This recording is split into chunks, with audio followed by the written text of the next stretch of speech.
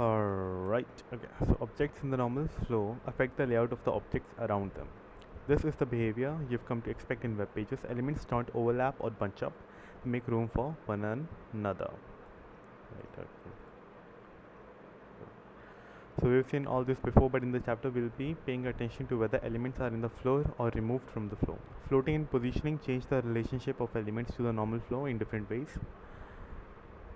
Special behavior, floated element, or float for short. Floating. Simply stated, the float property moves an element as far as possible to the left or right, allowing the following content to wrap around it. It is not a positioning scheme per se, but a unique feature built into CSS with some interesting behaviors.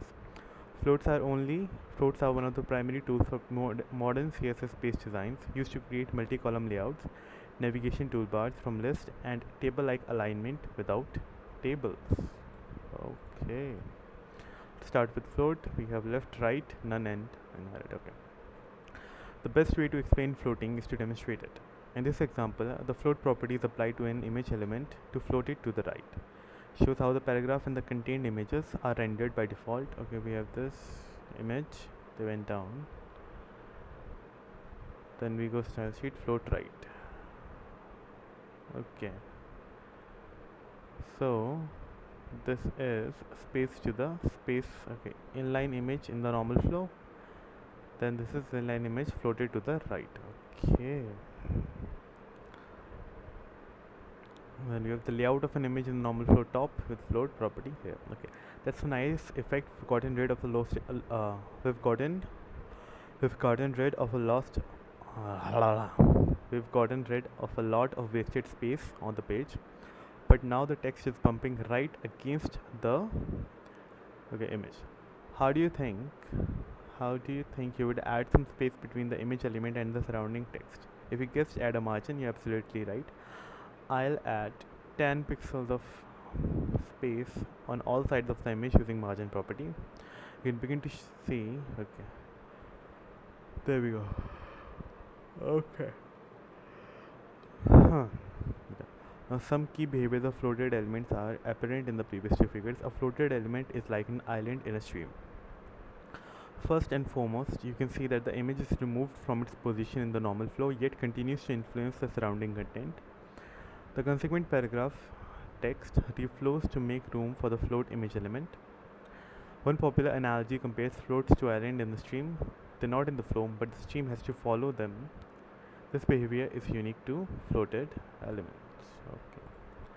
Then float stays in the content area of the containing element. It is also important to note that that the floated image is placed within the content area, the inner edges of the paragraph that contains it. Okay, so we have this image. Okay, it is within the paragraph. Okay, it does not extend into the padding area of the paragraph. Okay, margins are maintained.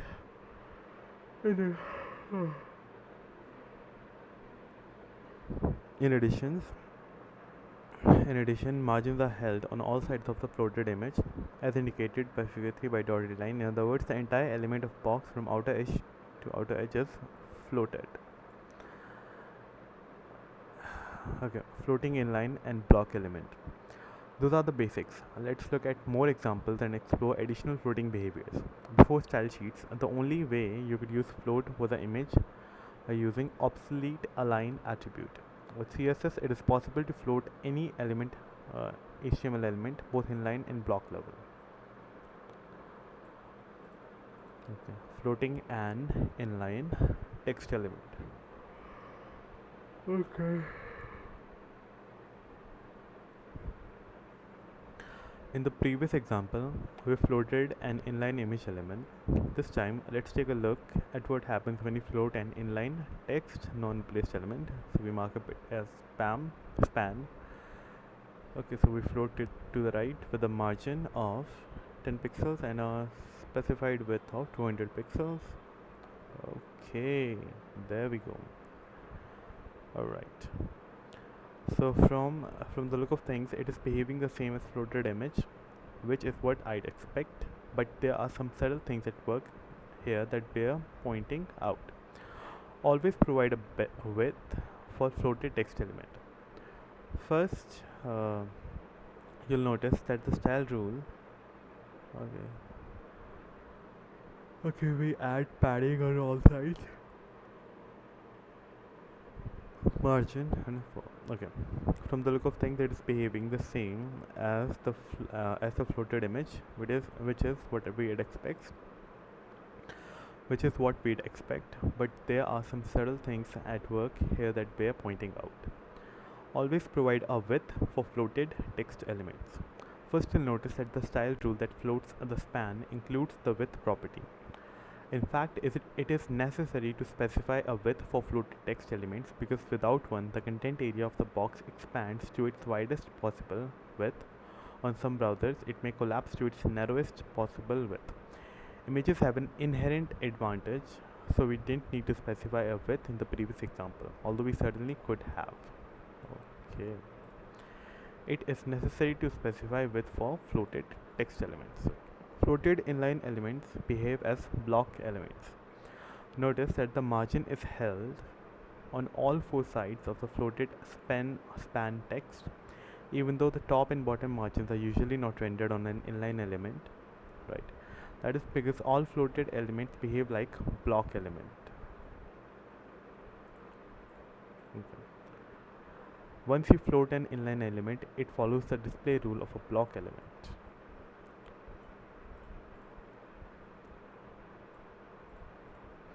Once you float an inline element, it follows the display rule for block level elements and margins are rendered on all four sides. Margins on floated elements do not collapse.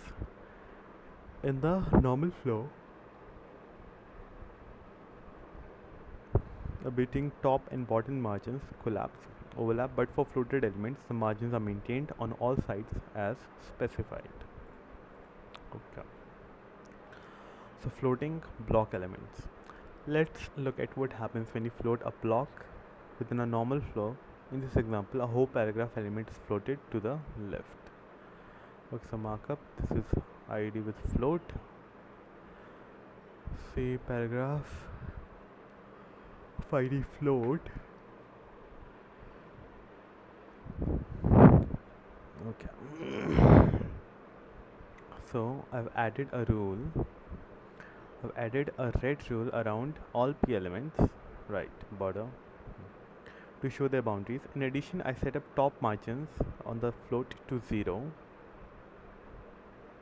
Margin, yeah. Okay. 0 to override the browser's default margin setting on paragraph. This allows the floated paragraph to align with the top of the following paragraph. Yeah. Just as we saw with the image, the paragraph moves off to the side, left this time, and the following content wraps around it. Even though blocks normally stack on top of another, there are two things I want to point out in this example. You must provide a width for floated block elements. If you do not,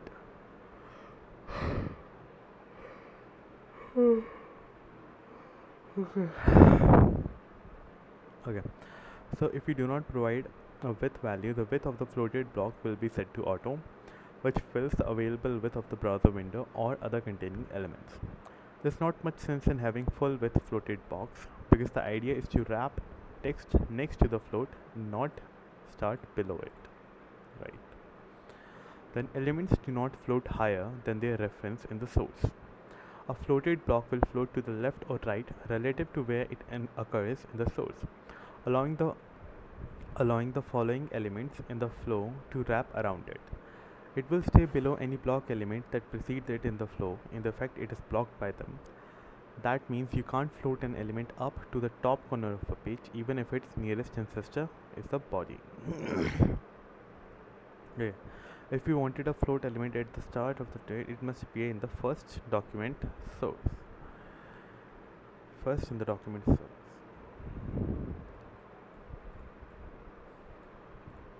Okay. Note absolute positioning in CSS method for placing elements on a page regardless of how they appear in the source. We'll get to absolute positioning in a few sections. Okay. Clearing floated elements.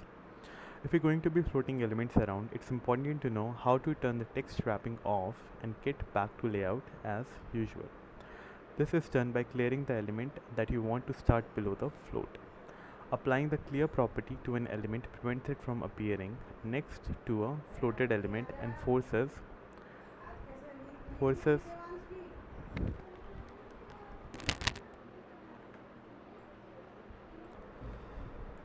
Okay, so clearing floated elements. If you're going to be floating elements around, it's wanted to know how to turn the text wrapping off and get back to the layout as usual. This is done by clearing the element that you want to start below the float. Applying the clear property to an element prevents it from appearing next to a floated element and forces it to start against the next available clear space below the float. Okay. Keep in mind that you may apply the clear property to the element you want to start below the float, not the floated element itself. Okay, clear. The left value starts the element below. The left value starts the element below any elements that have been floated to the left. Similarly, the right value makes the element clear all floats on the right edge of the containing block. If there are multiple floated elements and you want to be sure that an element starts below all of them, use the both to clear on both sides. Okay. In this example, the clear property has been used to make H2 start below left floated elements. Okay, so H2 is this. Okay. Figure shows H2, right? I suppose H2 is this, or H2 might be this. Okay. So image floats left. This is the image that has been floated. Okay. Notice in figure 15.6, although there is a 2 em top margin applied to the H2 element, it is not rendered between the heading and the floated image. That's the result of collapsing vertical margins of the float. If you want to make sure your space is held between a float and the following text, apply a bottom margin to the floated element itself. Okay, this is the heading 2 em margin. So okay, so I think by now you have enough float know-how to give it a try. Alright. Right, so in this exercise, in the exercises in this chapter, we'll make further improvement to the Genway homepage that we worked on chapter 15, chapter 14. If you did not follow along with the exercises in the previous chapter, or if you'd just like a fresh start, there is a copy of the document in the most recent state, Genway chapter 15 in the materials.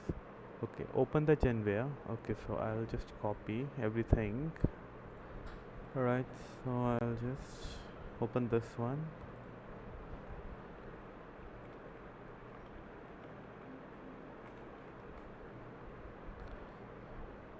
Okay, when we go open the Genway homepage, document in a text editor in browser, it should look like this. 14:1 in the previous chapter. We'll start by removing wasted vertical space next to the product images by floating the images to the left. Okay, let me see what does it currently look like. Okay, so we'll float these images to the left. Alright, and margin is 0 and okay, 0 on the top, so it should have been 0 and 6 pixels. Well, okay, make sure we'll use a contextual selector to make sure that we float only those images in the products section. While we're at it, let's add a little margin on the right and bottom sides. Trouble. Yeah, okay, so right and bottom. Okay, bottom side using margin shorthand property. Save the document. Okay, so we'll go with hash product image. So I think I should image element, then we want to float it to left, and then I want to add a margin on bottom and right. Okay, let's see. There we go.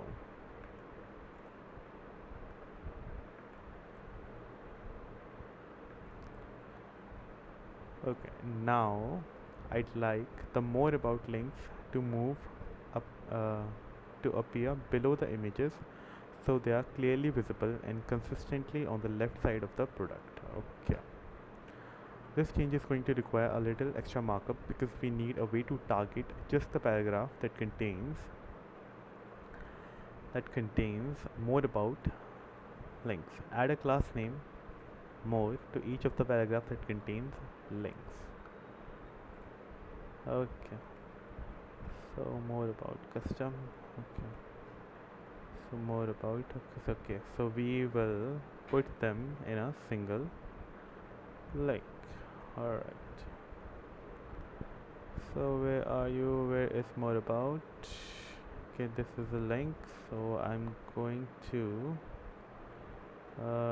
it will be a span, right? Okay, p class, I'm going, okay, so we are adding this to a class more, right,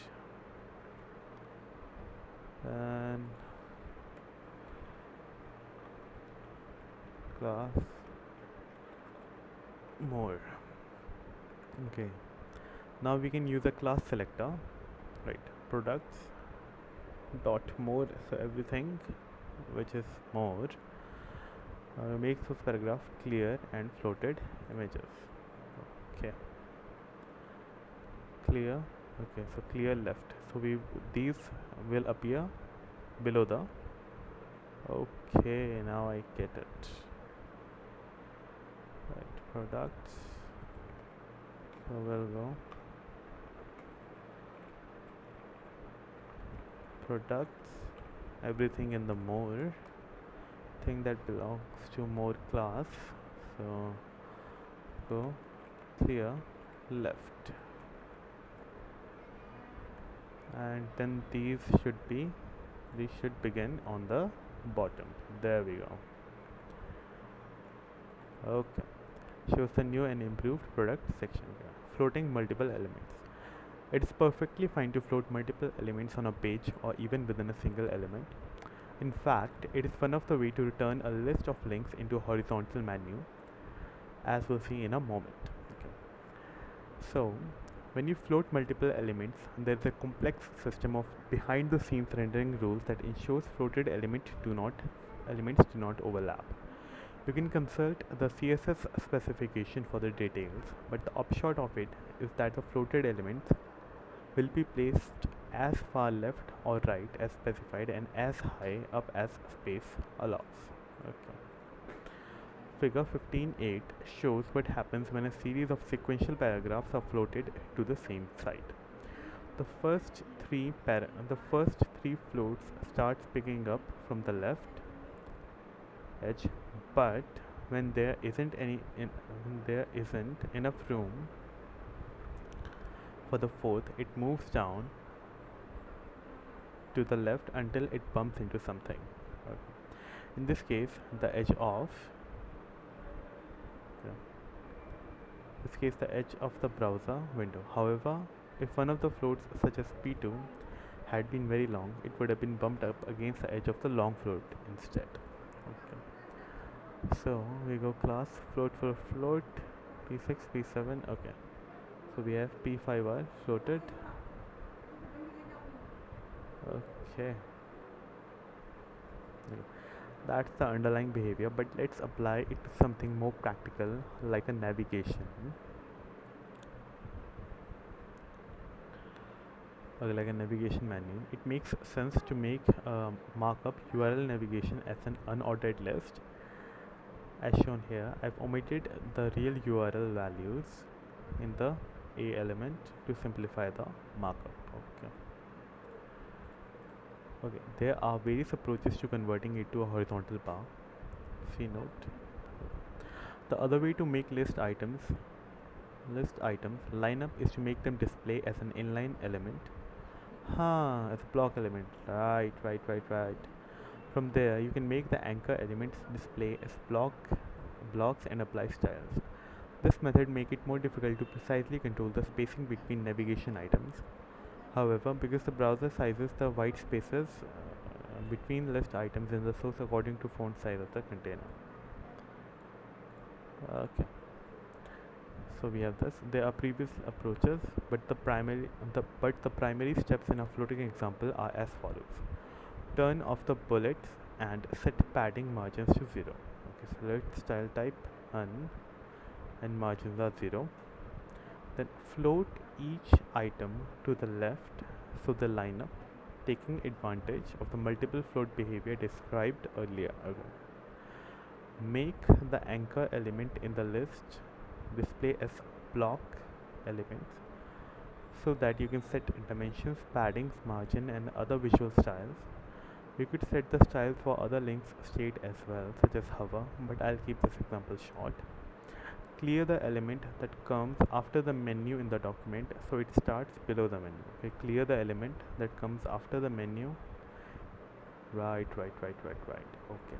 At the very at the very least, you will want to add some padding or margins to the anchor elements to give the links a little breathing room. But you can add you can add any of the styles we have seen so far: colors, borders, rounded corners. We have backgrounds, images to give a navigation the look you want. The following styles, uh, tab like, yeah. Okay.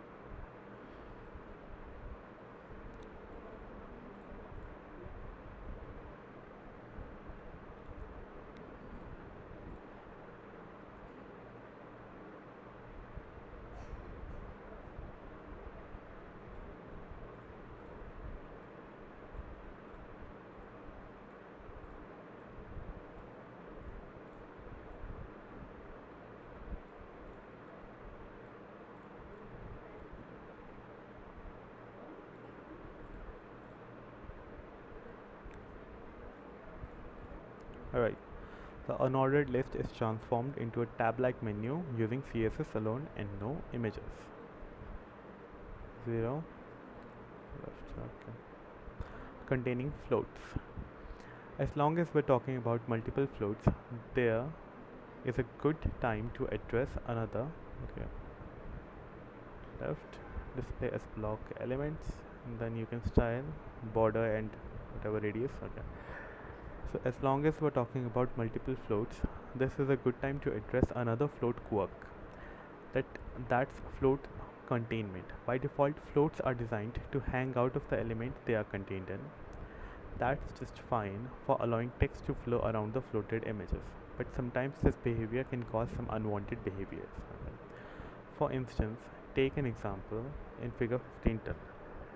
Clearly, it would be nicer if the border stretched to contain all of the content, but the floated image hangs right at the bottom. Right. Okay. And if you float all the elements in a container element, as you might do to create a multi-column layout, there will be no elements remaining in the flow to hold the containing element open. This phenomena is illustrated here. In the normal flow, when both paragraphs are floated, the container does not stretch around them. Okay. The container div contains two paragraphs. The view of the normal flow on left shows the container has a background color and the border that wraps around the content. However, when both paragraphs are floated, the element blocks for container closes up to have a height of 0, leaving the floats hanging down below. Okay, this is clearly not the effect we are after. Okay, fortunately, there are few fixes to this problem, and they are pretty straightforward. Okay. One option is to float the containing element as well as give it a height of 100%. The other common solution is to take advantage of the behavior of the overflow property. Setting the overflow of the containing element to auto or hidden will make it so it will stretch to contain the floated elements. I've also added an explicit width value to address bug in old IE versions. But note that if your container element has a border, the 100% width will make the border hang outside the browser window.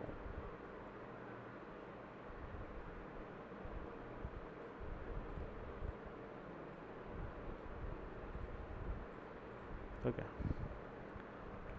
Then we have figure 1512 shows the result of applying a containment technique to the previous examples. Either one will do the trick. Now it is time to spiff of the navigation system on the Genware in 15.2. Okay, making a navigation bar.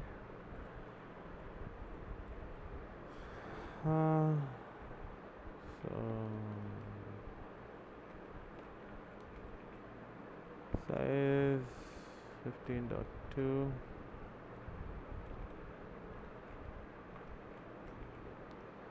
Everything to okay.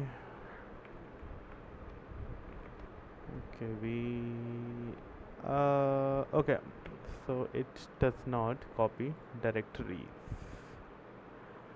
Oh, I didn't want to move, I want to copy. Okay, right. Okay, so open your copy of this.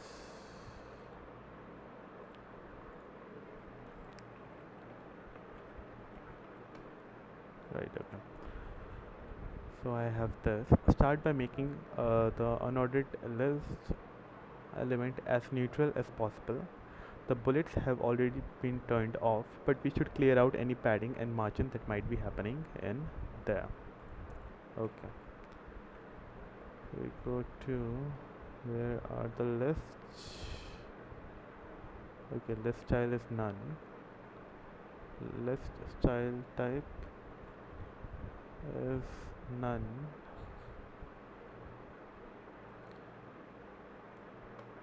Well, then we also turn off any padding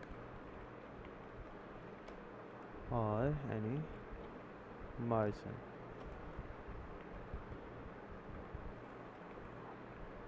Okay.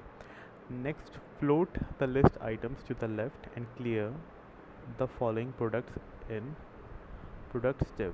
Okay, so list item, I want to float them to the left. Alright. So the list, okay, so list item need to be floated to the left. Okay. And products are, and within the products I want to clear to be displayed beneath the floats. So I go clear both. Okay. Right. Save the document and take a look at it in a browser. You should see that the links are now lined up pretty. Okay, let me see. Okay, so this is from previous and this is currently. Okay, so I have completely must have done something wrong. Product clear both list style type none.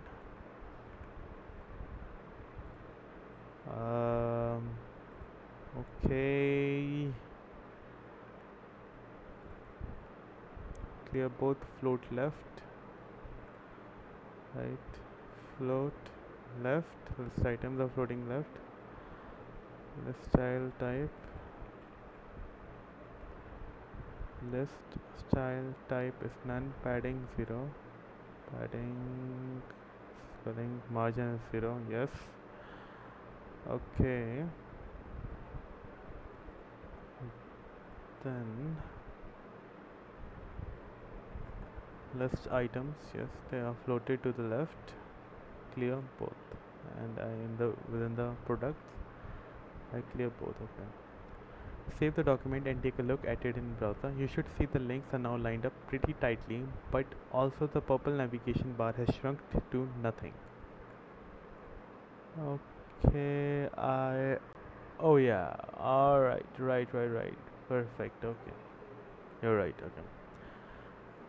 Okay, has shrunk to nothing. Containment fail. Let's fix this overflow technique, and while we're at it, let's do the same for products div. Uh, so it is sure to contain the floated images. Okay, so we go nav and we go overflow hidden and width is 100%. To nav section we go overflow is hidden and width is 100%. Okay, then for products also we go overflow hidden.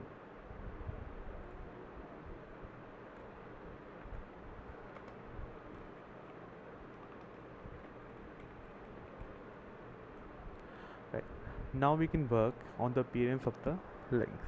Start by making a element display as block element instead of inline. Instead of setting specific dimensions for each link, we'll use padding 0.5 em to give them a little breathing room inside the border and use margins 0.25 em to add space between them. Okay, so let me see how. Okay, there we go. Okay, so first we display as block elements, right? Then we add a padding, a border, a border radius, and a margin. Okay. Okay, I've added lavender border as a default, but I brighten it up to white for the focus and hover states. Okay. Okay, so we go first element within the navigation. Okay. So I want to target the list element and specifically the anchors. Okay, so I go now list element specifically anchors. I want to display them as block elements. Display block elements. Then I give a padding of 0.5 em, then a border of 1 pixel solid, and then this is the color BA8988 BA8988 988, then a border radius of 0.5 em. Okay, border radius of 0.5 em.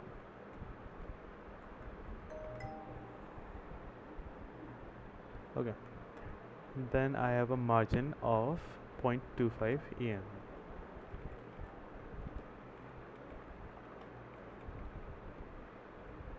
Okay, so on focus and hover we make it white. Okay, this is length, this is focus and hover. Okay, so color I want to make white, and also on hover I want to make it white. Okay, oh shit, no, sorry. Okay, so these are the border colors. Okay, so on focus I want to the border color list items and all type within the. Okay, so I want to make the border color white, and also on hover I want to make the border color white. Okay, so finally let's center the list in the width of a nav. Okay, so let me see the changes. Oh nice. Okay, so we go. Finally let's center the list in the width of the nav section. We can do this by applying a width to the unordered list element and setting its margins to auto. Right. I confess that I had to fiddle around with a few width measurements to arrive at one that fit the entire menu just right, 19.5 em. If it's too wide, the menu won't be truly centered. Okay, margins. So left and right are auto, and then width is 19.5 em. In navigation section. Okay.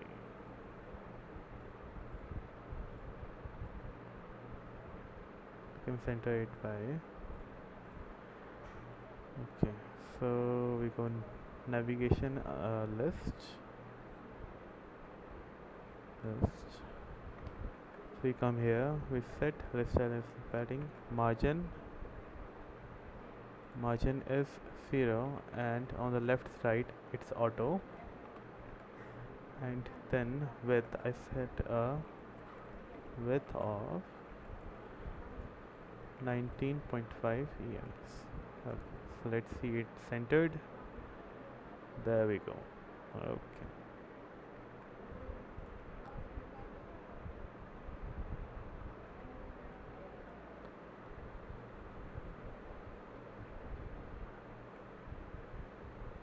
Alright. So using floats to create columns. So far, alright. Okay, using floats to, I see this will be the last thing I'll do. Using floats to create columns. So far we've floated small parts of the page, as mentioned earlier, you can also float whole sections of the page to create columns. In fact, that's the way the pros do it. There are a couple of solutions and they mostly come down to a matter of preference. Okay. For a 2-column float, you can do the following. Float one div and add a wide margin on the side of the text element that wraps around it. Float both divs to the left or right, or float one div to the left and second to the right, or vice versa. Okay. 3-column floats work basically the same way. There's just more calculating to do. Regardless of which method works best for your content or suits your fancy, there are a few things you need to keep in mind. First, every float needs to have a specified width. Thereafter, you need to be very careful that you have calculated the widths of each column correctly, factoring in padding, borders and margins. Okay. If the total width of all the columns exceed the available width of the browser or other containing element, you'll get what is known as float drop. That is, the final floated column will run out of room and get bumped down below the column text to it. Bummer. Okay. The limitations to using floats for columns is that it is dependent on the order of the element in the source document.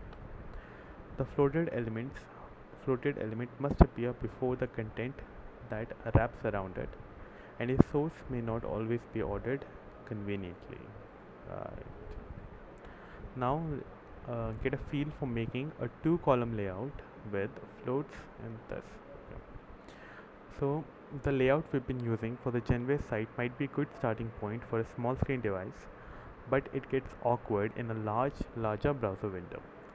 In this exercise, we'll write styles to give the page a fluid 2-column layout using floats. I recommend making a copy of your current Genware file and renaming it Genware-float. Okay, that will keep a copy fresh for next exercise and you won't need to undo what you've done here.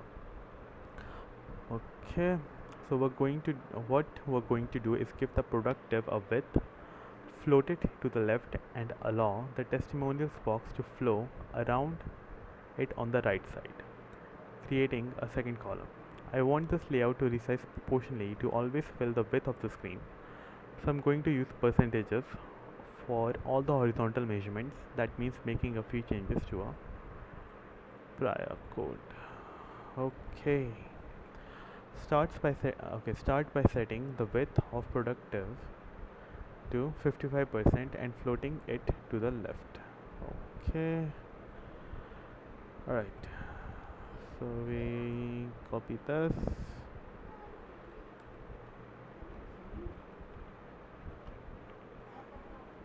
uh, this is Chenware float.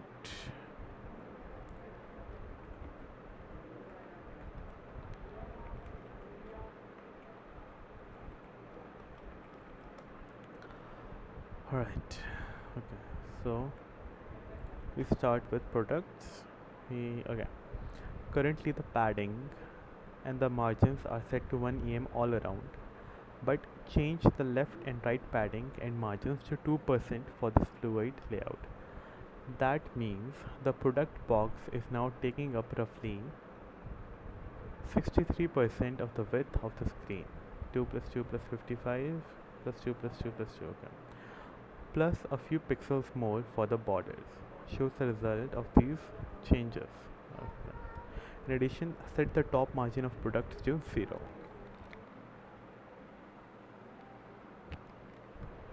Okay, we are setting top margin 0, so it will uh, precisely align with this right here. Okay, so we start with padding 1 em and 2%. Go to products and 2%. Okay, so added we add a right and left. Okay, so we right and left padding to 2%, then margin is 2% on the left and right. Okay, so 2% padding, right, okay. So margin is currently, so okay, so I have 0 on the top and 1 em on the bottom and 2% on the left and right. Okay, so 0 on the top, 2% on the left and right. Okay, then we float it left and we set the width to 55%.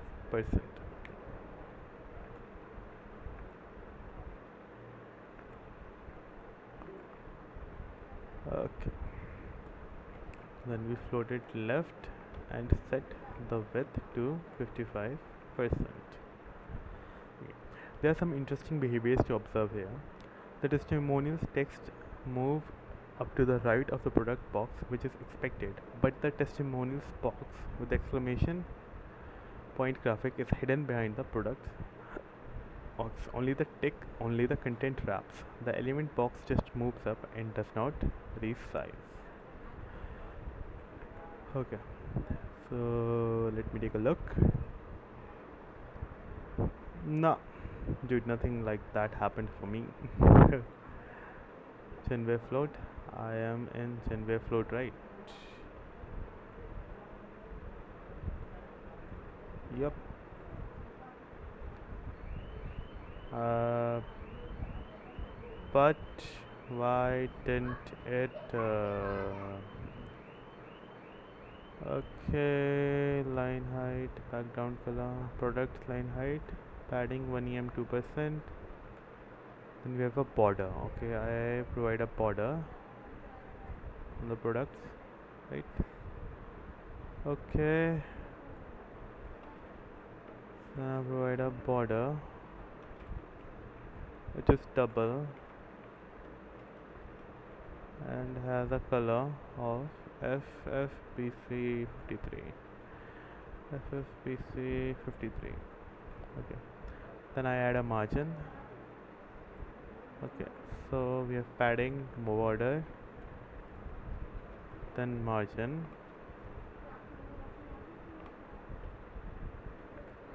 then we clear both and I float left and width is 55%, right? Okay, nothing. Is something wrong with it? 1540 plus a few pixel movement shows the result of these changes. Nope, mine didn't. Nothing like that happened for me. sorry. Yeah, it is shifted to the left, but no, it didn't float to the left for me. Oh, because I spelled float correct, wrong. Right. Let's see. Okay, there we go. There we go. Right. Okay. Okay, but all the contents and it is also floated, which is wrong. So float water width. What is this text marked as? This is ID copyright, and it is in testimonials. Okay.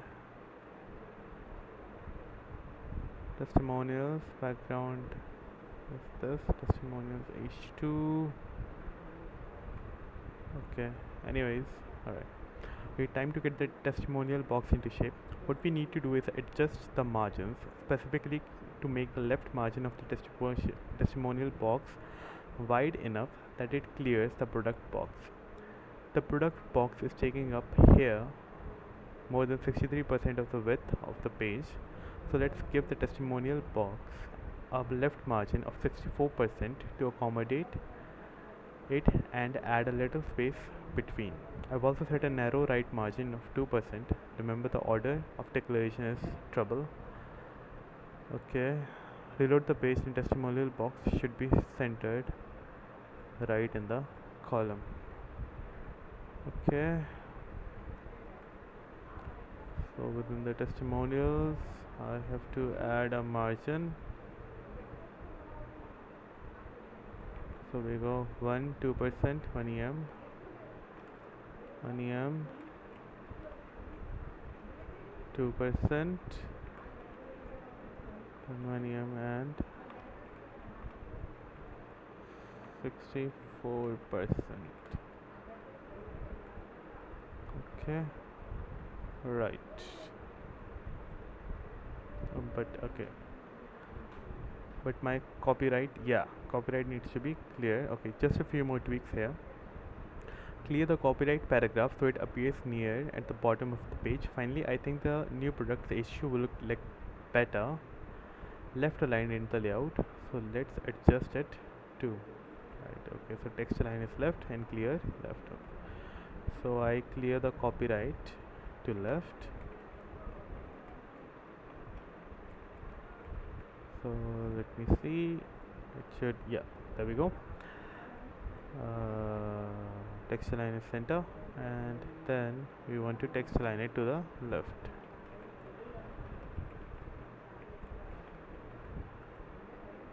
So, oh, testimonials, text align, text dash align, text dash align, testimonials h2.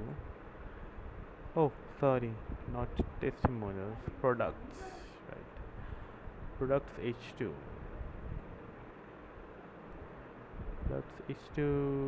Products h2 is basically new products, right? h2, right? Okay. So products h2, we text align it to left. There we go. Okay, so there we have it. Great.